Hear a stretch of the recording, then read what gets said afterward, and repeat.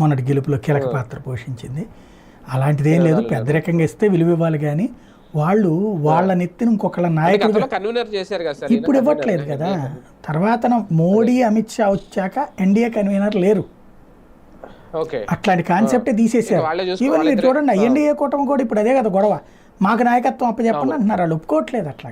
ఎందుకంటే United front, national front, NDA ఈ కన్వీనర్లతో అసలు వాళ్ళు నష్టపోయారు ఆ రోజున, కాంగ్రెస్ అయినా బీజేపీ అయినా.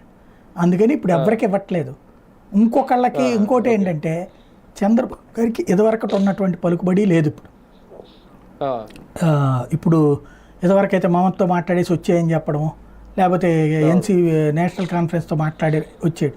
అది ఎప్పుడు ఉంటుందంటే చంద్రబాబు గారి పలుకుబడి తృతీయ ఫ్రంట్ ఉంటే నడుస్తుంది.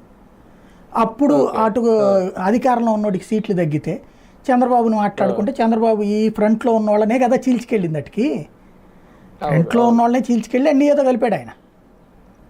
ఇవాళ రోజున బీజేపీకే బోల్డ్ అంతమంది ఉన్నారు మాట్లాడి పెట్టేవాళ్ళు. ఆ రోజుల్లో బీజేపీని అంటరాని పార్టీగా చూసేవాళ్ళు, బీజేపీతో ఎవరు మాట్లాడేవాళ్ళు కాదు. అందుకని ఆ పనికి ఈయన పనికి వచ్చారు ఆ రోజున. ఇవాళ బీజేపీనే వేరే వాళ్ళని అంటరాని పార్టీగా చూస్తుంది కాబట్టి, ఇవాళ కాంగ్రెస్ని అంటరాని పార్టీగా చూస్తుంది అది. కాబట్టి ఇక్కడ ఇవాళ రోజున డిపెండ్ అయ్యే పరిస్థితుల్లో